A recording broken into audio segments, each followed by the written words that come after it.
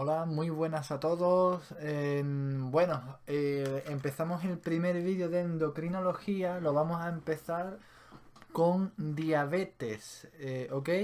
¿Qué es la diabetes? Un recuerdo general más de fisiología más que de otra cosa. Bueno, la diabetes es la incapacidad de las células, un estado, ¿vale? En el que las células del organismo son incapaces de incorporar glucosa a su interior. Esto se produce por varios mecanismos, pero el principal, el clave es que la acción de la insulina no es capaz de llevarse a cabo. Como todos sabéis, la insulina se conecta a un receptor de la célula que ésta le permite entonces y solo entonces el paso de la glucosa a su interior. ¿Vale? Un poco explicado a grosso modo. Bien, en este primer vídeo vamos a hablar de las tres puntos clave que lo veremos luego. Como decimos, una introducción general, objetivos claros que hay que tener respecto a la diabetes y a sus distintos tipos. Y vamos a empezar hablando de la diabetes mellitus tipo 1. Sin más preámbulos, empezamos el vídeo, empezamos la serie de endocrinología.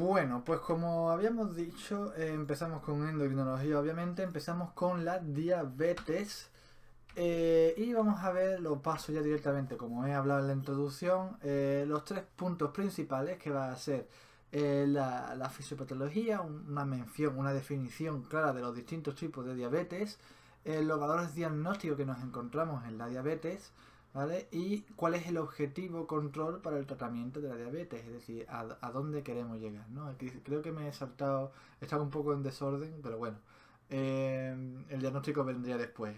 Y por último, tenemos aquí cuál es la patogenia de la diabetes mellitus o diabetes mellitus 1, ¿vale? La diabetes tipo 1. Bien, la fisiopatología de los tipos de diabetes vamos a verla enseguida. Las dos más importantes son las dos primeras que voy a poner. La diabetes mellitus tipo 1, que se basa en la destrucción de células tipo beta, que son las productoras de insulina. Por lo tanto, cuando nos encontramos en una diabetes tipo 1, la célula no es capaz de incorporar glucosa, no por su culpa, sino porque no hay insulina o la insulina... no hay directamente no hay producción de insulina, ¿ok? ¿Y dónde está el fallo aquí? Bueno, pues tenemos dos opciones. Una que es por causa conocida, es decir, detectamos en suero autoanticuerpos contra las células, en principio, a grosso modo, lo veremos en la última diapositiva, que hay más de un tipo de anticuerpo, pero a grosso modo lo que ocurre es que anticuerpos atacan, hay una reacción autoinmune en principio contra las células beta del islote de Langerhans. Claro, si destruyo el, la fábrica de insulina y no se me produce insulina, no puedo, no hay receptor, por mucho receptor que yo tenga, no es capaz de incorporar la célula glucosa a su citoplasma, ¿vale? A su medio interno. La otra causa es desconocida, no se sabe. Hay una evidente destrucción de células beta, pero no detectamos, con la consiguiente bajada de la producción de insulina, pero no detectamos cuál es la causa. No se detectan anticuerpos en suelo, así que habrá que seguir investigando sobre por qué motivo esta célula beta ha sido destruida, ¿no? Bien, eso respecto a la diabetes mellitus tipo 1, que hablaremos más en profundidad en la última diapositiva de esta presentación. En la diabetes mellitus tipo 2, lo que tenemos es una resistencia insulínica periférica. Ahora aquí el problema no es tanto que no haya insulina, sino que la insulina que hay, en principio, luego veremos en próximos vídeos que la insulina en la diabetes tipo 2 también decrece, no de manera tan brusca ni tan manifiesta como en la 1, pero sí que puede decrecer también. Y lo que ocurre aquí no es tanto por ese decrecimiento, sino es más bien por resistencia de los receptores celulares de la propia célula, que a pesar en presencia de insulina, o bien la insulina no conecta, o bien los efectos que tiene que hacer la insulina pues no se llevan a cabo a pesar de que haya insulina. Entonces hablamos de que hay una resistencia porque la célula se opone a los efectos fisiológicos de la insulina, que no sería otro que abrir los canales de glucosa. Ok, estos serían los dos tipos de diabetes que a mi juicio considero pueden ser los más importantes. La diabetes tipo 1 se da más en jóvenes, es más manifiesta en jóvenes, ¿vale? Mientras que la de tipo 2 es ya más en personas de edad avanzada.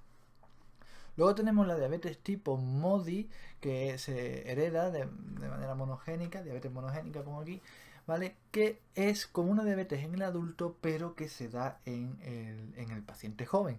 Entonces, esto nos hace pecar cuando vemos un paciente joven con diabetes, de decir diabetes mellitus tipo 1. Hay que hacer un diagnóstico diferencial antes con una tipo MODY, porque el tratamiento es radicalmente distinto. Lo pongo aquí en negrita, ¿ok? Es muy diferente el tratamiento de una tipo MODY a una diabetes mellitus tipo 1. Luego tenemos por último la diabetes, en penúltimo lugar, perdón, la diabetes gestacional, que solamente se ocurre durante el embarazo y que espero poder hacer vídeos dedicados, dado a su carácter especial de diabetes y generalmente transitoria. Aunque sí que es verdad que las mujeres que tienen diabetes gestacional pueden desarrollar diabetes luego, después del embarazo, puede perdurar. Pero bueno, en principio la gestacional es estrictamente temporal. Y debido a que es una diabetes de características especiales, pues seguramente hagamos un vídeo aparte, ¿ok? Por último, la diabetes por causa tercera, es decir, una diabetes o diabetes secundaria se llama, secundaria a la acción de un tercero, es decir, por ejemplo, un fármaco, aquí están los corticoides, o alguna causa ajena que una vez retirada no haya diabetes, ¿vale? Sería la diabetes por causa tercera o diabetes secundaria. Bueno, ahora vamos a ver los objetivos de tratamiento para diabetes, que son los siguientes. Bien, tenemos que obtener una glucemia entre 90 y 130 preprandial, luego una postprandial de menos de 180 y una hemoglobina glicosilada menos del 7. Bien, de aquí la más importante podríamos decir, aunque todas son importantes de lo que viene siendo la glucemia, pero la hemoglobina glicosilada le decimos el chivato. ¿Y por qué el chivato? Porque es la que nos dice cómo está la glucosa a largo plazo. Vemos si la adherencia al tratamiento y del paciente, vamos, la responsabilidad del paciente de seguir el tratamiento ha sido efectiva durante todo el tiempo que nosotros esperábamos, o si bien ha sido irregular, o si lo ha hecho en el último mes. Por ejemplo, en el último periodo de tiempo antes de la revisión, la hemoglobina glicosilada nos lo dice, porque no se corrige de manera inmediata, sino que necesita de una cronicidad, podríamos decir. Mientras que la preprandial y la postprandial, pues no. ¿Ok? Bien, luego vemos la tensión arterial, que tiene que estar por debajo de 14,9 milímetros de mercurio. Fijaos que si echáis una vista a la diapositiva en general, tenemos tensión arterial, lípidos, índice de masa corporal y abandono del tabaquismo. Se intenta, si hay una predisposición a intentar, más que corregir la propia diabetes, aquí en este caso, que también, pero es disminuir mucho los factores de riesgo cardiovascular, que es la complicación, creo, podríamos decir, más importante que tiene la diabetes, ¿ok? Entonces, por lo menos la tipo 2, 100% seguro, pues son pacientes de edad avanzada que tienen otras patologías asociadas. Entonces, mantener todo esto dentro de los niveles recomendados es lo mejor. que son la tensión arterial, ya lo hemos dicho, menos de 140/90, y el perfil lipídico, el colesterol mal o lipoproteína de baja densidad, menor de 100, los triglicéridos menor de 150 y lipoproteína de alta densidad o colesterol bueno más de 40, ¿vale? Para esto hay un tema prácticamente dedicado, que son las dislipemias, que lo trataremos, espero poder llevarlo también aquí a K-Médica. Bueno, el índice de masa corporal menor de 25, ya sabéis que más de 25 es sobrepeso, y luego nos encontramos con obesidad tipo 1, 2 y 3. Y abandono del tabaquismo. Todo es siempre buscando disminuir tanto la diabetes como los factores de riesgo asociados a ella. La siguiente diapositiva es el diagnóstico, y nos encontramos que tenemos no solo un diagnóstico de lo que viene siendo la diabetes, sino tenemos GAA, que es glucemia basal alterada.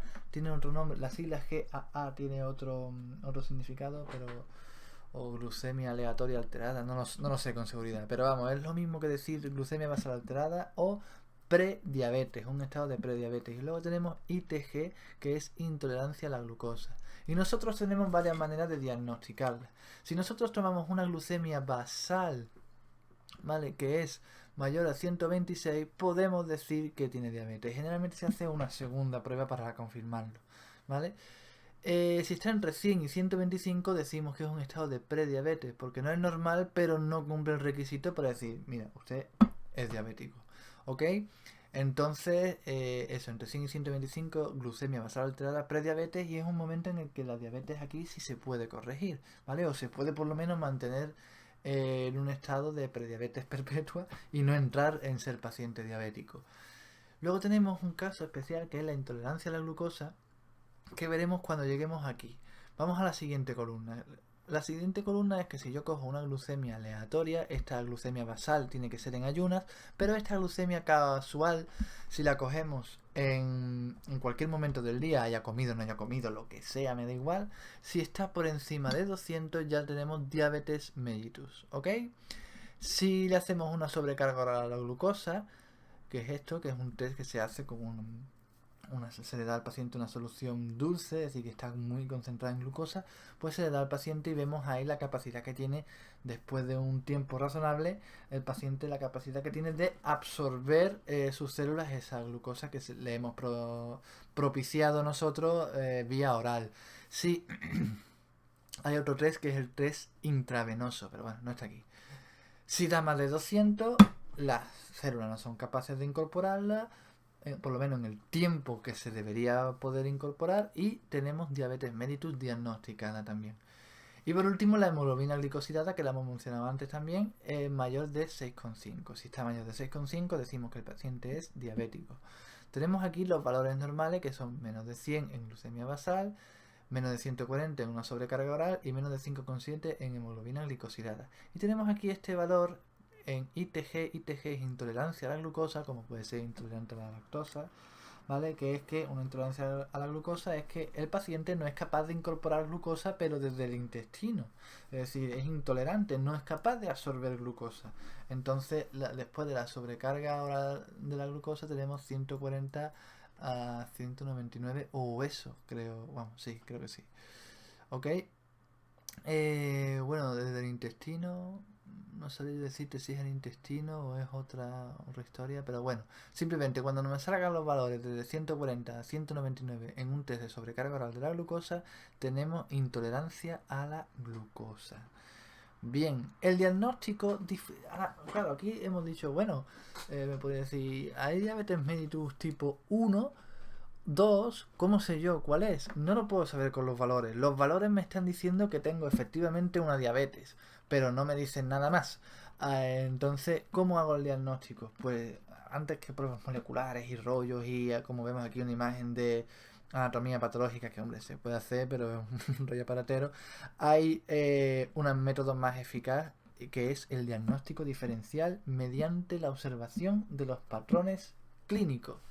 En cristiano, estoy diciendo simplemente que tenemos que ver la clínica que refiere el paciente, lo que él nos dice, los síntomas que tiene, porque los síntomas van a ser bastante distintos de una tipo 1, de una tipo 2, ¿vale? Que son las dos más importantes, las dos que hay que diferenciar. la edad del paciente también, jugar un poco a los médicos, ¿vale? No simplemente eso. Bueno, vamos ahora a la patogenia de la diabetes mellitus tipo 1, la última diapositiva, ¿vale? Y la vamos a ver ya. Tenemos dos núcleos. Tenemos que tener el paciente con diabetes mellitus tipo 1 tiene que tener susceptibilidad genética, es decir, que él genéticamente esté predispuesto a padecer esta enfermedad, como puede ser cualquier otra, en este caso la diabetes mellitus 1. Y además esto solo no basta, tiene que haber unos factores ambientales que desencadenen o que activen esos genes. ¿Y cuáles son estos factores ambientales o factores externos? En la geografía, el clima, las infecciones, virus, citomegalovirus, enterovirus, en fin, rubeola, parotititis, etcétera.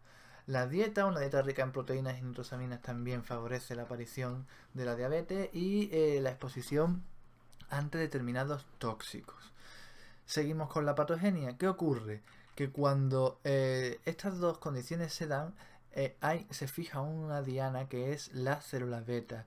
¿Y qué le ocurre a la célula beta? Pues que desarrolla una autoinmunidad. Se generan anticuerpos contra la célula beta del islote de Langerhans.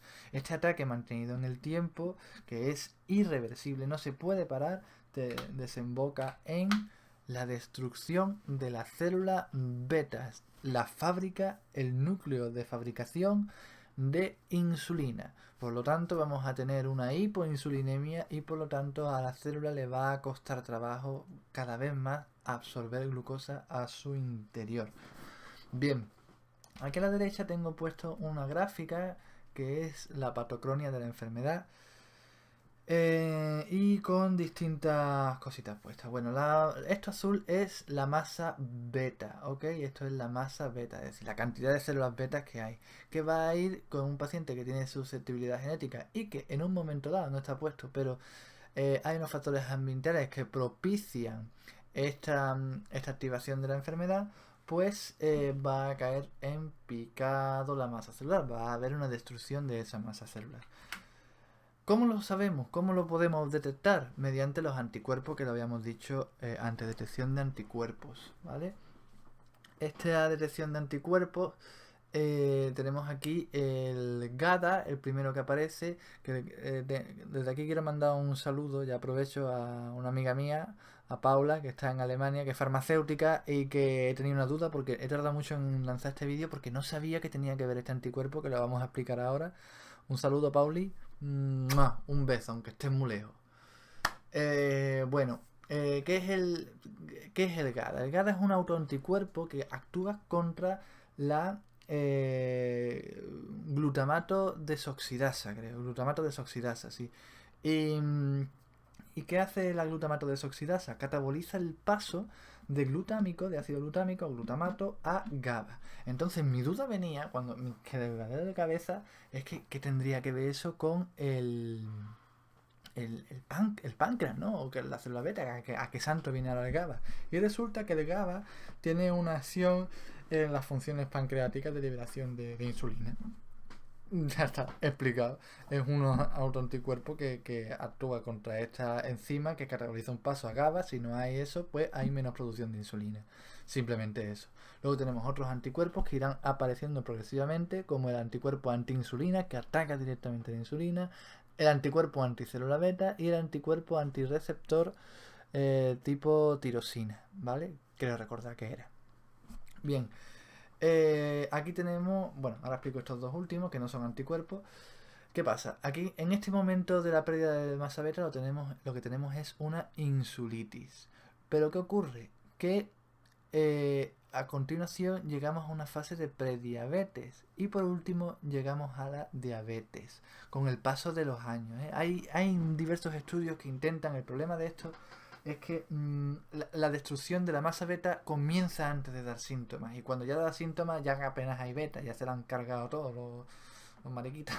Bueno, por no decir un taco. Vale, ustedes me entendéis, los malajes, los malagentes, los anticuerpos rebeldes, podríamos decir. ¿Vale? Entonces hay varios estudios que intentan buscar alguna manera de conseguir a ver si a lo mejor tratando de alguna forma detectar los anticuerpos antes antes de que se produzcan los síntomas se pudiese corregir o esto, ¿no? Pero ya digo, hay estudios, en fin, no nos vamos a meter en camisa de 11 varas, simplemente como curiosidad. Bien, hasta que esto finalmente desemboca en una diabetes y la pérdida total de la masa beta.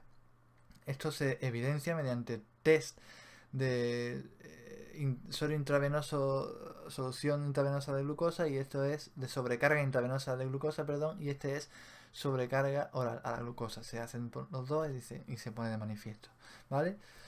Bueno, eso ha sido el vídeo. Continuaremos con la diabetes mellitus tipo 1 próximamente. Espero que os haya gustado.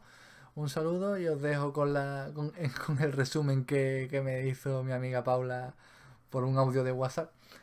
En fin, para que lo disfrutéis igual que yo. No te líes, cabeza. Simplemente, según mi información que he buscado, el GABA está presente en las células pancreáticas encargados o involucrados en funciones paracrinas. Fin. Bueno, un saludo, chavales. Nos vemos en el siguiente. Hasta luego. Una esquemita, cojones, una esquemita, que tú eres...